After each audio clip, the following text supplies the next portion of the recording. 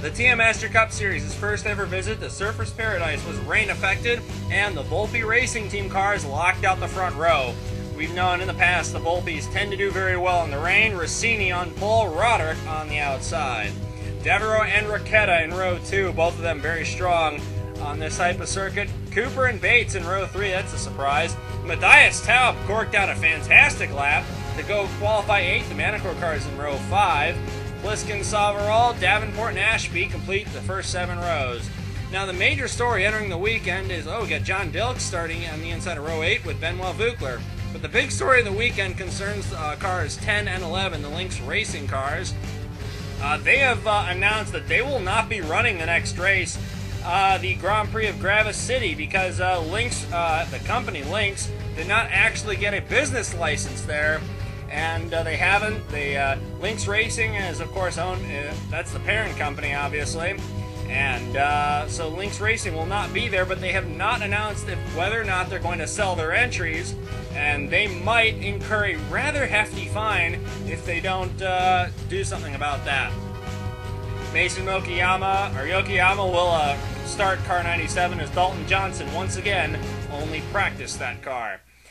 Alessandro Rossini and brings the field down. It's a rolling start as the promoters wanted rolling starts for both the Master Cup cars and the Champ cars, which are going to run tomorrow. But the Champ car is using the long course today. Of course, all the races here on Saturday will use the short course. And here's where the short course turns in. But you saw Devereaux get a great start and actually take second from Roderick, who might lose third to Cooper, who got a great start in the Allison Becker car, that silver and pink car. So Rossini, clean getaway. There's the 777 car. Now, he's normally run well off the pace of his teammate Scott Bates, but there you see Roderick secures third place right there. But that's, we got some drama in the back, but this is easily the best run he's had all season. And we got Ashby here in the 55 car. Hits the curb, cuts off Davenport, and Davenport spins the 55. You got traffic coming. Melrose gets a piece. Reynolds in it. And Peter short. Kuznetsov squeezes. More trouble as Kuznetsov squeezes the 22 into the wall. And that's a hard one to call there, because it looked like the 55 just didn't give the 84 any space. And Davenport drove it in there. Looks like a little bit too hard. Vukler in the 42 qualified very well. Tutino's never gotten a top 10 in a Master Cup race before. This is easily their best shot to do so. Taub in car number 21 qualified in the top 10, which stunned, I think, everybody, because Taub missed Cariala, missed Indy, not run very well all year. And this, I think, is exactly the type of giant-killing performance Melrose Racing Team was looking for, and Scott Bates is in trouble already. Car 88 is blown up very early, and that's a big disappointment. The popular Oklahoma driver is the first one out. Reynolds hits the pits in car 39. He's had a great weekend so far. Has Kurt Reynolds, and Ashby's in. Now, we got a couple of cars in. Anderson, Kuznetsov, so we've got a lot of cars in alternate strategies. Oh no! Chris Davenport has been given a time penalty. Wow, what a surprise! Ryan Reiner gives us another fucking bullshit penalty. Real Houston, fucker. And he's not happy about it, as you can clearly see there. Rossini takes over, or rather Rossini trying to pull away from Adrian Devereaux here. Not really having luck with it. Where's Roderick? Where's Roderick? Roderick's in trouble. Car number 4 in trouble. Roderick very slow. We're hearing transmission might be the problem there. Looks like Roderick might have broken second and first gear. That's going to put him out, definitely.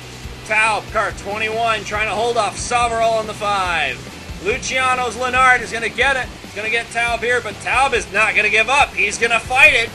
The Vernstrom is going to fight back against the seemingly all-conquering Lennard on this type of track. And Savarol throws it in. Taub is going to try to get it back.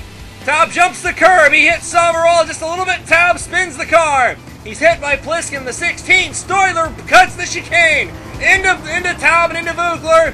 And that is... You can't do that, Scott.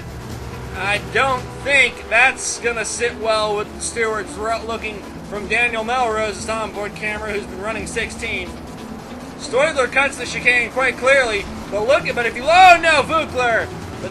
But if you notice, I think if Stoidler ran his normal line through the chicane, I think he was thinking that he might not have been able to get around the 21 car, so he decided to cut it, try to get him that way, but now the only way you're allowed to cut the chicane is if you're avoiding an accident.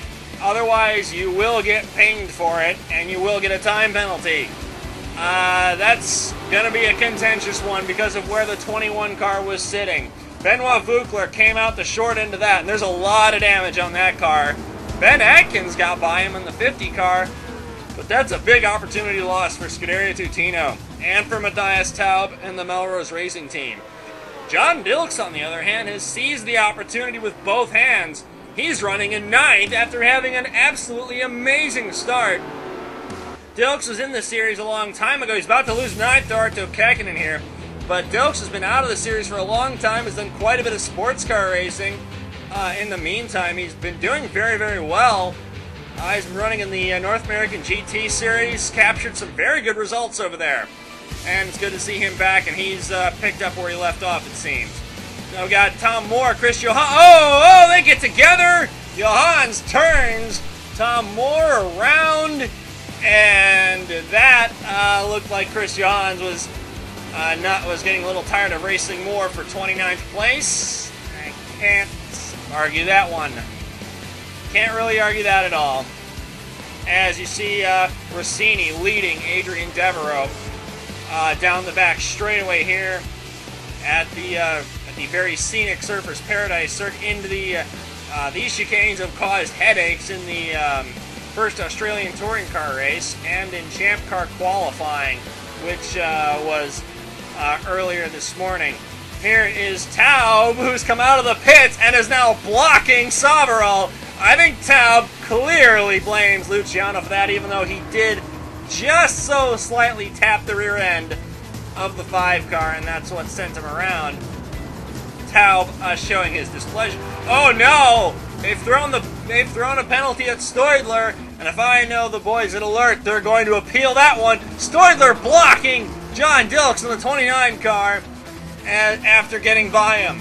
But Daniel Melrose now is going to be promoted up into 11th place. Melrose is having an absolutely fantastic race with his own team at his home circuit here.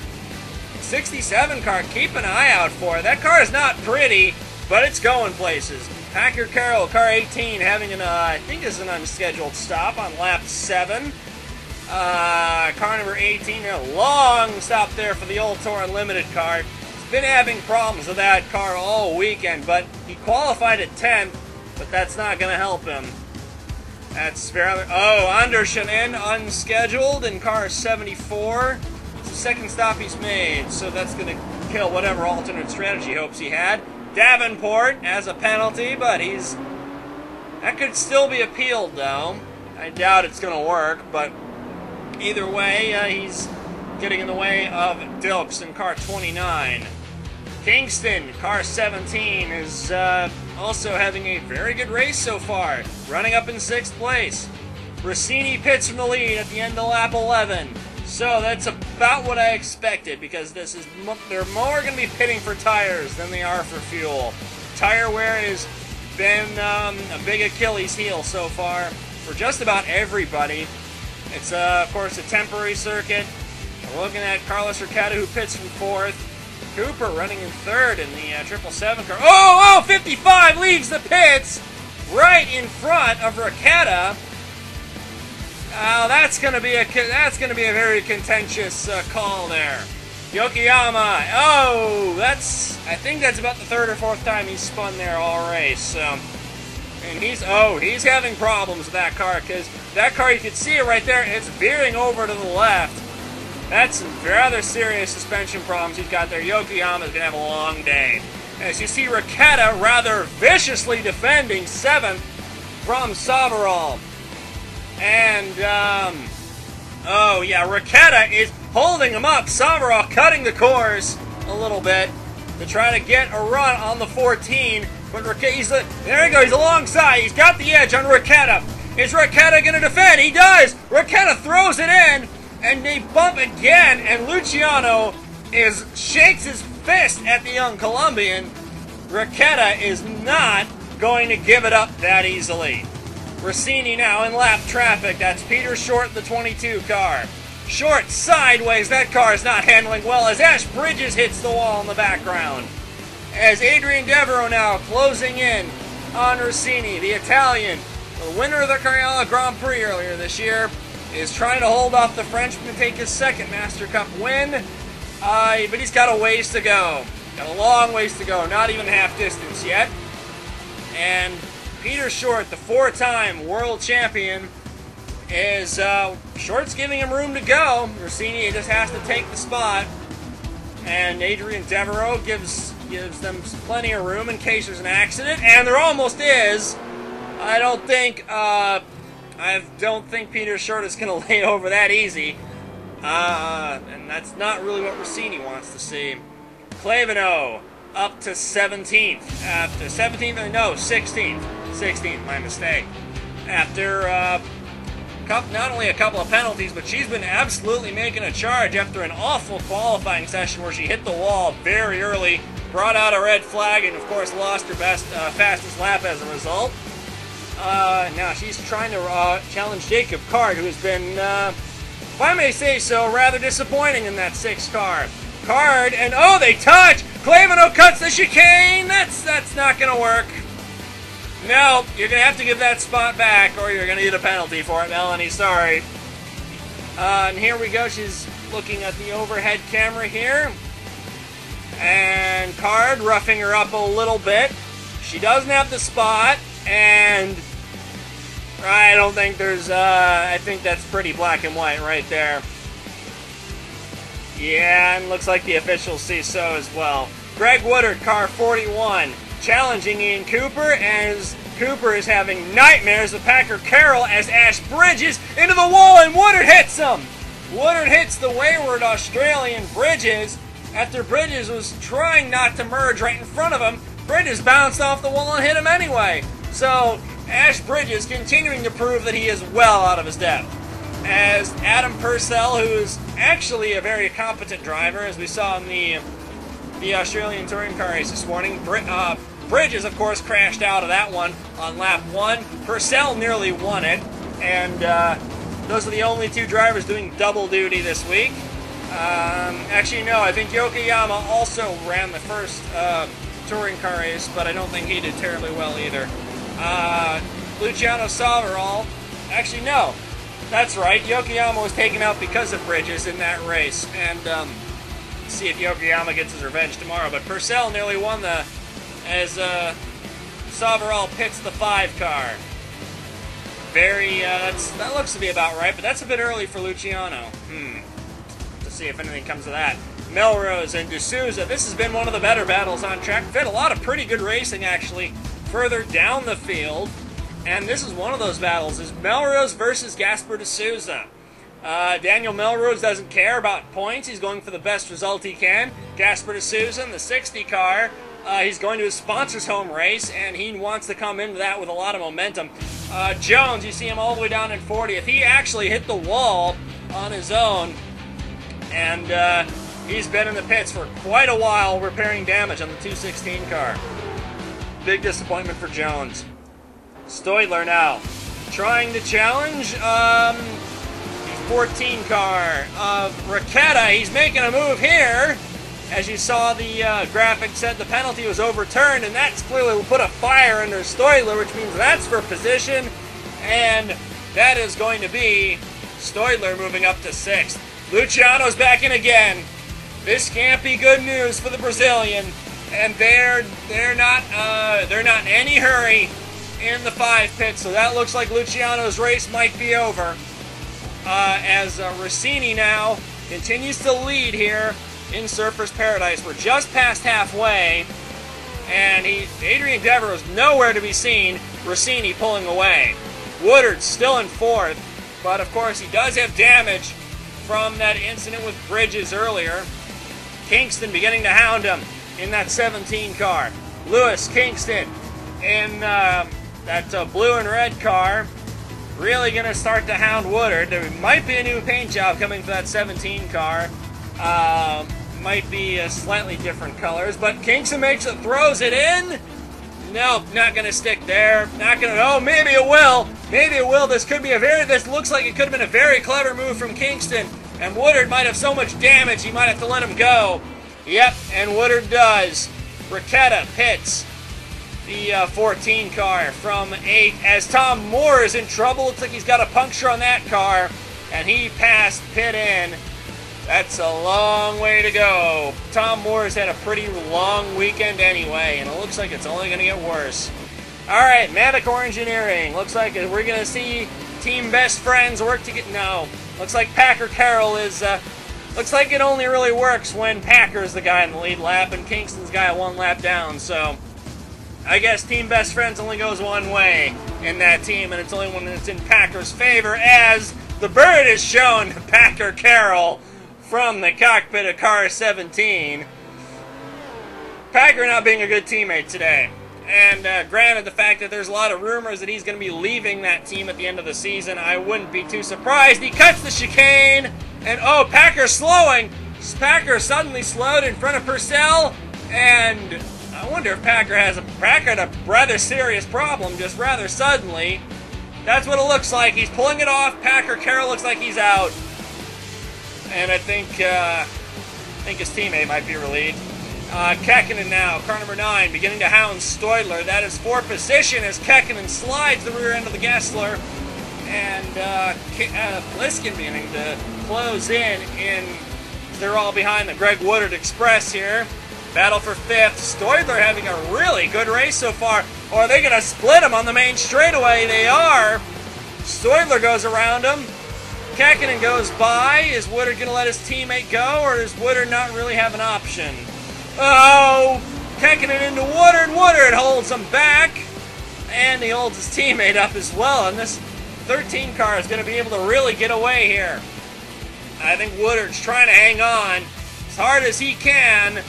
Look at that. Look at the gap that Stoidler has on them already. Stoidler is really flying now.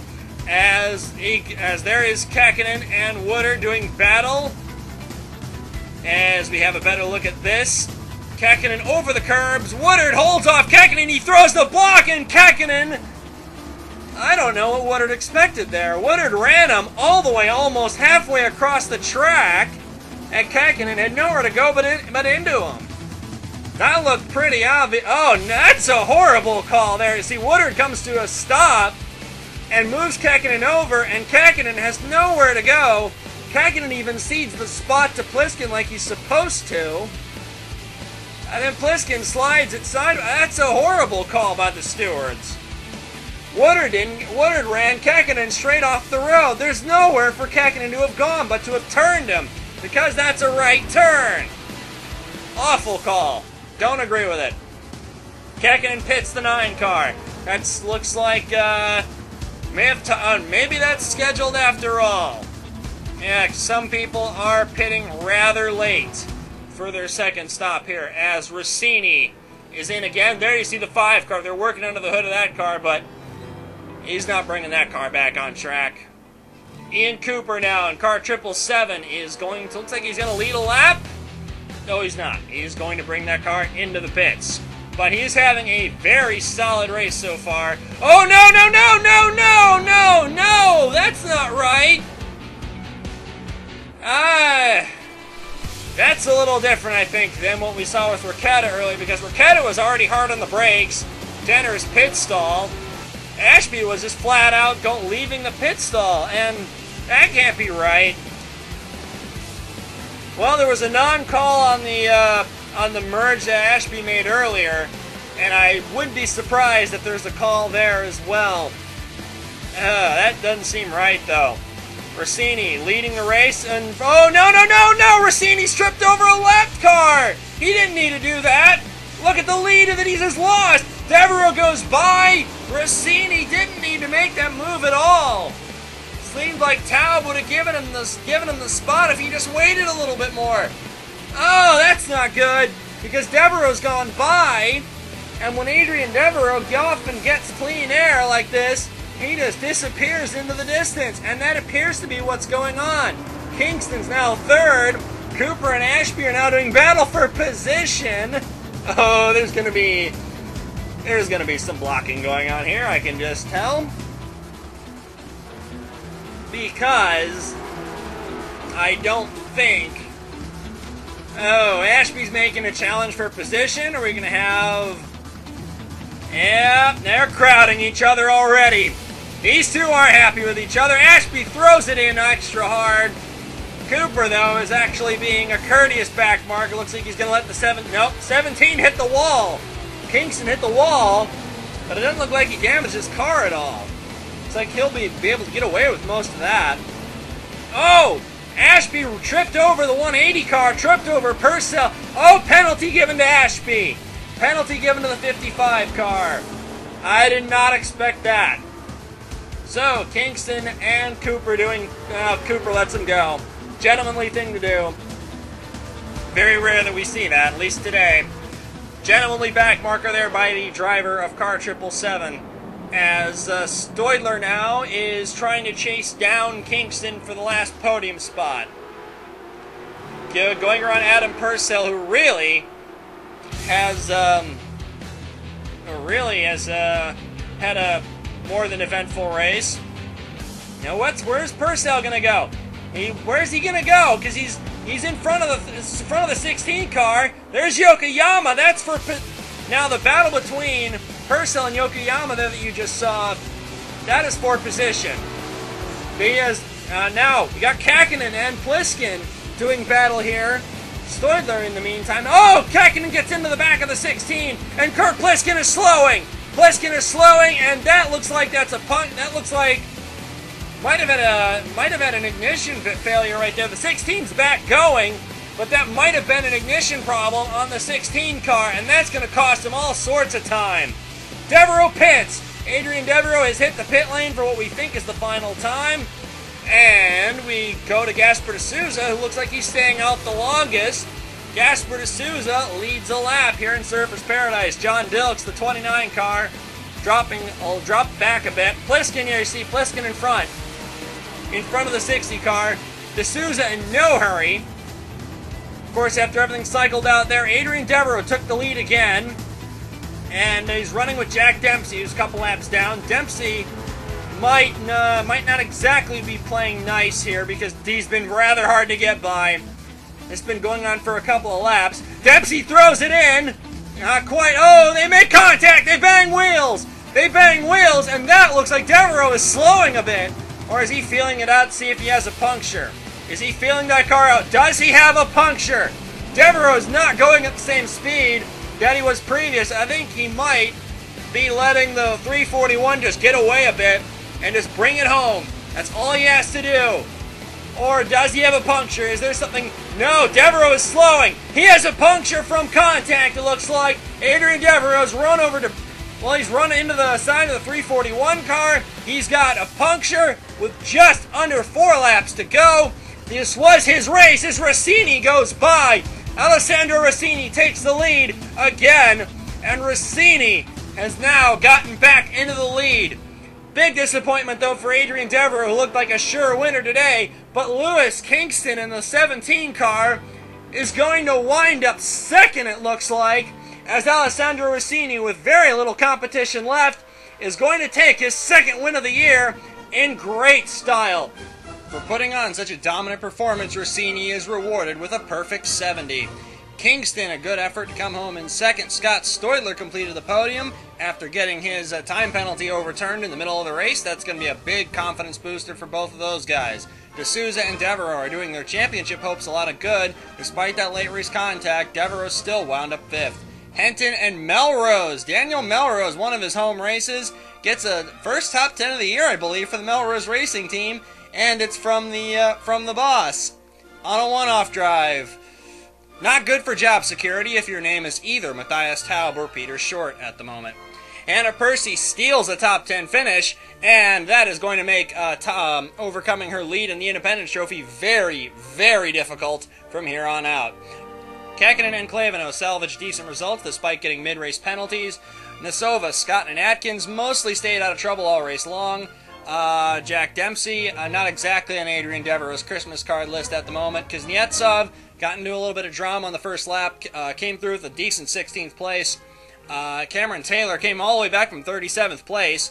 Good run for Cameron Taylor. Chris Davenport, despite a penalty and a steward's office visit, I understand, that he wasn't terribly fond with, winds up 18th, last car to finish on the lead lap. Solid results also for Ryan Griffin and Carlos Urqueta. Also, I would like to point out that Joe Olenek in car number 23 had an incident-free race and came home in 21st place. I believe that's the first incident-free race Olenek has had. I think we're going back to the European Tour. It would be the last time that happened. So, that's got to be something for Joe Olenek. He had a pretty good race despite missing out on the final points position by about 3 seconds or so. Let's have a look at the Drivers' Championship, and it is beginning to look like Adrian Devereaux is running away with things, but the next race in Gravis City is worth double points, so Leonid Roderick, Luciano Savaro, or Melanie Clavino could take away the championship lead. But also, people like Arto Kakinen, Gasper de Souza, Zelda Ashby, Kevin Dwyer, and Scott Bates are going to really need to get it together if they're going to stop Adrian Devereaux, because at this rate he is looking awfully imperious. One look at the Independence Trophy shows that Hannah Percy has a pretty decent lead. However, it's not all gloom and doom here, because one of her main contenders could very easily make the field for Gravis City, do very well, and unseat her from the Independence Trophy lead. However, car 28 did spend an awful long time in the scrutineering bay after the race, so there might be something that comes of that. However, I doubt it. As I've alluded to a few times already, the next time the series will be in action will be in Gravis City for a brand new type of special event that will have a qualifying race with fan-voted cars in the field. And judging by the track layout, it should be a fantastic race.